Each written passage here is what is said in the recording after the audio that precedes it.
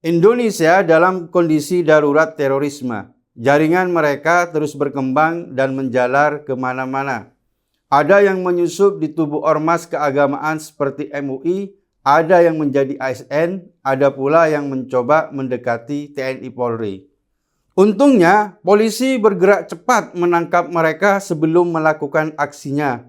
Polisi yang memantau perkembangan sel teroris itu lebih dahulu mengumpulkan banyak bukti sebelum menangkapnya. Setelah penembakan tersangka teroris di Sukoharjo kemarin, polisi kembali melakukan operasi pembersihan terhadap para teroris di tanah air di wilayah yang lain.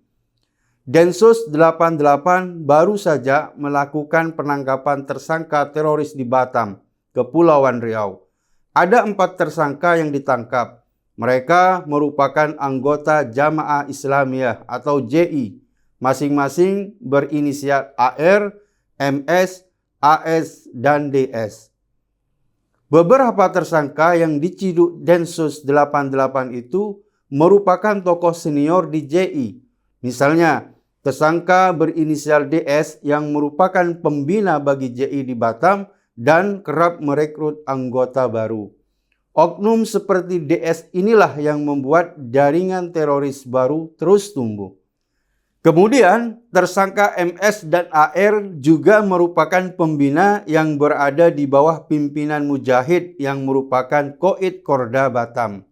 Densus 88 telah melakukan pengintaian bertahun-tahun terhadap kelompok ini, sebab diperlukan bukti yang kuat sebelum melakukan penindakan. Selain itu, di hari yang sama, Densus 88 juga menangkap 3 tersangka teroris di Jakarta, Tangerang Selatan, dan Kabupaten Bogor.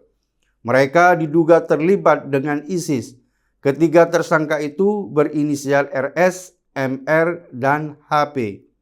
Terduga RS ditangkap di Gunung Sindur, Kabupaten Bogor. Ia pernah berencana ingin melakukan amaliyah di gedung DPR RI.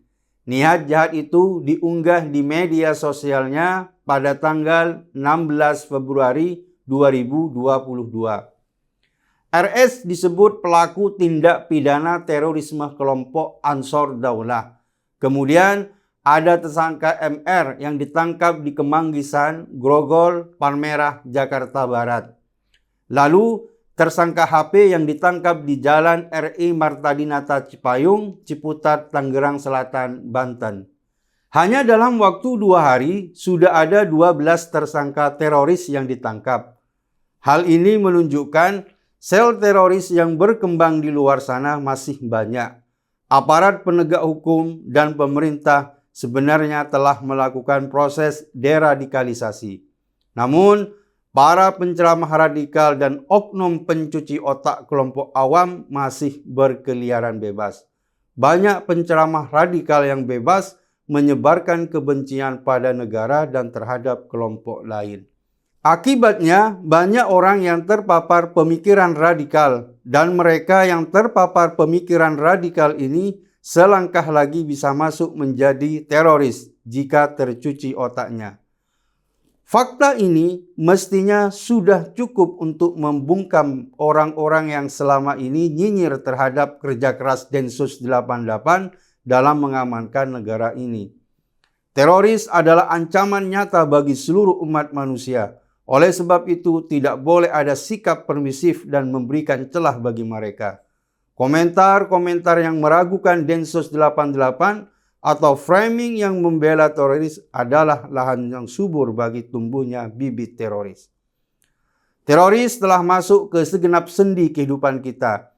Mereka bisa menjadi apa saja, pemuka agama, dokter, ASN, pedagang keliling, dan profesi apa saja. Oleh sebab itu, semua orang harus bersatu melawannya.